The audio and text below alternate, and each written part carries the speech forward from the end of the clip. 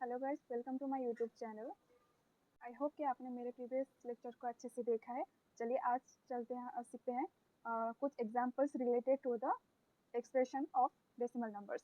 आपने प्रीवियस की क्लासेस में ये ज़रूर सीखा होगा कि डेसिमल नंबर्स को कैसे पी वाई क्यू फॉर्म में यानी कि रैशनल नंबर के फॉर्म में रिप्रेजेंट करते हैं, यानी कि जो टर्मिनेटिंग नंबर्स है उसे कैसे पी वाई क्यू फॉर्म में रिप्रेजेंट करते हैं। तो चलिए आज सीखते हैं कि नॉन टर्मिनेटिंग जो नंबर्स डेसिमल नंबर्स है, जो डेसिमल एक्सप्रेशंस है, उसे कैसे हम पी वाई क्यू फॉर्म में रैशनल नंबर के फॉर्म में लिख सकते हैं। तो चलिए सीखते हैं। लेते हैं एक टर्मिनेटिंग डेसिमल नंबर एक्सप्रेशन का एक क्वेश्चन।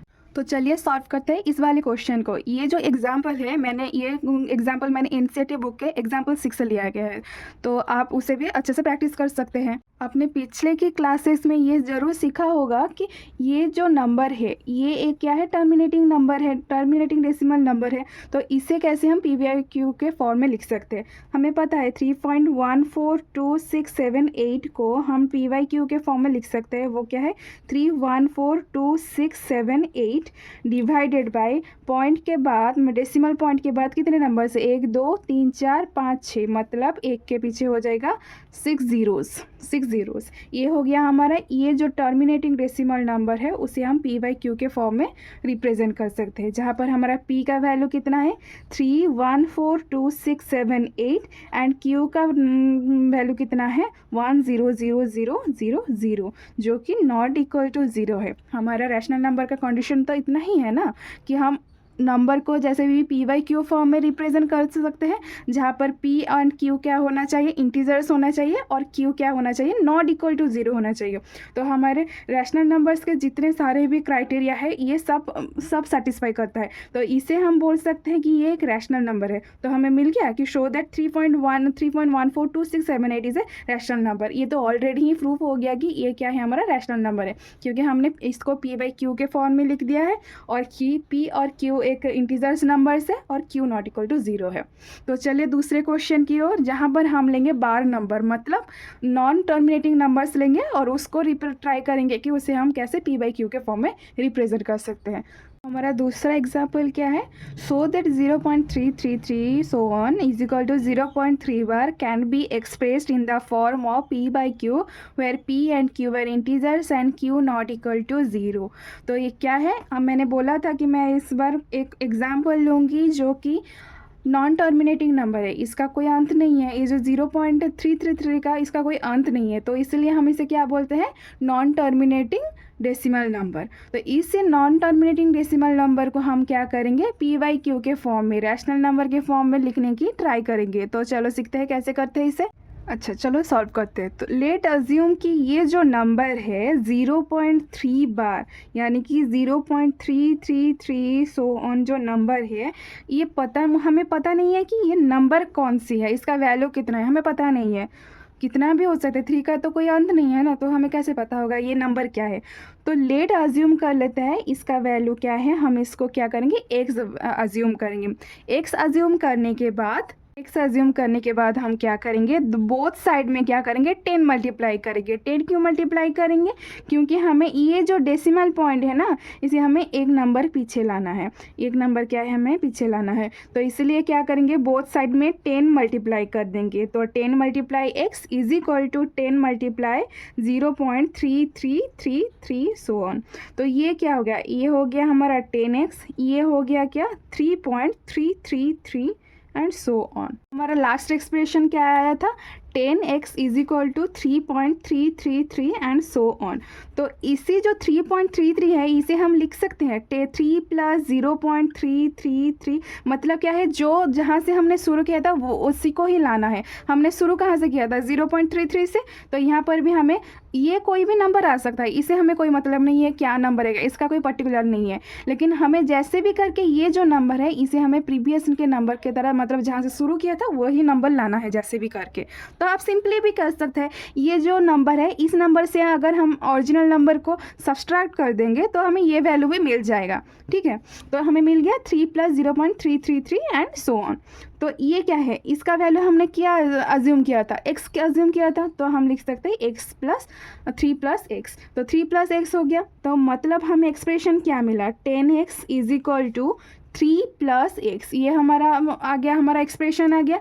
तो अब हम क्या करेंगे, ये जो x है हम यहाँ पर सब्सट्रैक्ट कर देंगे, मतलब लेफ्ट साइड में लेके हम इसे सब्सट्रैक्ट कर देंगे।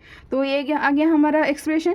तो अब क्या करेंगे, 10x माइनस एक्स कितना होता है, 9x इज इक्वल टू 3। तो x का वैल्यू कितना आ गया, 3/9। मतलब ये है हमारा x का वैल्यू, मतलब जो 0.3 बार हमने लिखा था उसका p/q मतलब रैशनल नंबर का फॉर्म क्या है, 3/9।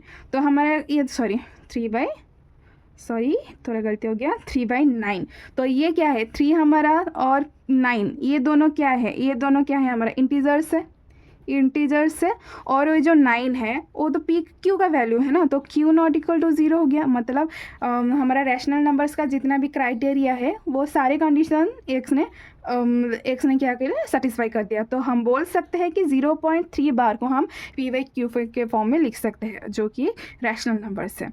तो चलिए हम अब चलते हैं तीसरे क्वेश्चन की ओर। तो हमारा तीसरा एग्जाम्पल क्या है, so that 1.272727 so on is equal to 1.27 bar can be expressed in the form of p/q where p and q are integers and q not equal to 0।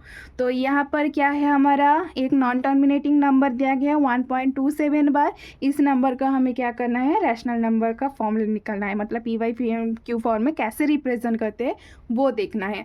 तो ठीक वैसे ही हम क्या करेंगे, जो ओरिजिनल नंबर है मतलब 1.272727 एंड सो ऑन, जो कि हमारा क्या है 1.27, इसको क्या करेंगे हम एक्स अज्यूम करेंगे। क्या करेंगे, एक्स अज्यूम करेंगे। अब क्या करेंगे, बोथ साइड में यहाँ का क्या है 1.27 का बार है, तो ट्राई करेंगे कि बार के पीछे डेसिमल को लाना है। तो बार के पीछे हमें क्या करना है, ये जो डेसिमल नंबर को लाना है। तो कितना मल्टीप्लाई करने से डेसिमल पॉइंट बार के पीछे आ जाएगा, 100 मल्टीप्लाई करने से। तो अब हम क्या करेंगे, बोथ साइड में 100 मल्टीप्लाई करेंगे। तो 100 मल्टीप्लाई करने के बाद ये जाएगा 100x, और ये क्या आ जाएगा 127.2727 एंड सो ऑन। तो ये आ गया 100x। अब इसे क्या करते हैं, मैंने बोला था कि ये जो नंबर है इसे हमें क्या करना है कि ओरिजिनली जो नंबर है, मतलब ये जो नंबर है हमें इसी के फॉर्म में लाना है, इसी के फॉर्म में लाना है। मतलब हम कुछ यहाँ पर कुछ नंबर आएगा जो कि प्लस करेंगे 1.2727 एंड 27 सो ऑन, क्योंकि हमें ओरिजिनल नंबर प्लस के फॉर्म में लाना है।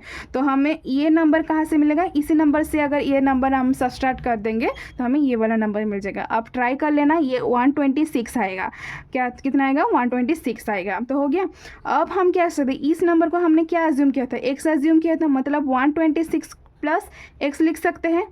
तो हमारा लास्ट एक्सप्रेशन क्या आया था, 100x is equal to 126 plus x, ये आया था हमारा लास्ट एक्सप्रेशन। तो हम ये x को क्या करेंगे, हम इस साइड में लाकर क्या करेंगे, सब्सट्रैक्ट कर देंगे। मतलब ये क्या आएगा 100x minus x is equal to 126, कितना आएगा 100x minus x is equal to 126। तो 100x माइनस x कितना आएगा 99x इज इक्वल टू 126। तो x का वैल्यू कितना आएगा, x का वैल्यू 99 यहाँ पर डिवाइड हो जाएगा, तो 126 डिवाइडेड बाई 99 आएगा। तो x का वैल्यू कितना हुआ 126 डिवाइडेड बाई 99। तो ये जो 126 डिवाइडेड बाई 99 है ये क्या है, p/q के फॉर्म में है। मतलब p का वैल्यू कितना है यहाँ पर 126, q का वैल्यू कितना है 99। तो क्या हुआ, p एंड q दोनों क्या हो गया, हमारा इंटीजर्स नंबर हो गया, इंटीजर्स हो गए, और q नॉट इक्वल टू कितना हो गया 0 हो गया। मतलब हमें 1 पॉइंट जो ओरिजिनल नंबर दिया गया था 1.27 बार, इसका भी हमने p/q फॉर्म निकाल लिया। मतलब हम यहाँ पर भी क्या देख रहे हैं कि हम जो नॉन टर्मिनेटिंग रिकरिंग नंबर्स है उससे भी हम क्या कर सकते हैं, p/q के फॉर्म में रिप्रेजेंट कर सकते हैं। तो अब कोई भी क्वेश्चन अगर इस फॉर्मेट में दिया होगा तो आप उसे सॉल्व कर सकते हैं, उसका p/q एक्सप्रेशन निकाल सकते हैं। तो चलिए अब चौथे क्वेश्चन की ओर। तो यहाँ पर हमें क्वेश्चन क्या दिया गया है, find an irrational number between 1/7 and 2/7। मतलब यहाँ पर दो रैशनल नंबर दिया गया है 1/7 एंड 2/7। इन दोनों नंबर के बीच हमें क्या फाइंड करना है, इरेशनल नंबर। अगर रैशनल नंबर दिया गया होता तो हम पहले ही सीख चुके हैं कि दो रैशनल नंबर के बीच हमें तीसरा एक रैशनल नंबर कैसे फाइंड करना है। पर यहाँ पर क्वेश्चन क्या है, हमें फाइंड क्या करना है, इरेशनल नंबर फाइंड करना है। तो देखते हैं कैसे फाइंड करते हैं। इसे सॉल्व करने के लिए पहले आपको 1/7 को डेसिमल एक्सप्रेशन में लाना है। तो 1/7 का डेसिमल एक्सप्रेशन क्या है? 0.142857 इसका बार। आप इसको कैलकुलेशन करके आप देख सकते हैं, इतना ही आएगा 1/7 का डेसिमल एक्सप्रेशन। ठीक वैसे ही 2/7 का डेसिमल एक्सप्रेशन क्या है? 0.285714 बार। तो ये आ गया 1/7 का डेसिमल एक्सप्रेशन और ये आ गया 2/7 का डेसिमल एक्सप्रेशन। तो हमें क्या दिया गया है? हमें इरेशनल नंबर फाइंड करना है। और पहले ही हम जानते हैं कि इरेशनल नंबर क्या है, जो है non terminating and non recurring. तो इरेशनल नंबर का मतलब क्या है? जो नॉन टर्मिनेटिंग है और नॉन रिकरिंग है, वही उसी नंबर को हम क्या बोलते हैं? Irrational number. तो हमें क्या करना है? ये जो दोनों डेसिमल एक्सप्रेशन है, इस दोनों नंबर के बीच हमें ऐसा ही कुछ नंबर चाहिए जो कि नॉन टर्मिनेटिंग है, नॉन रिकरिंग है।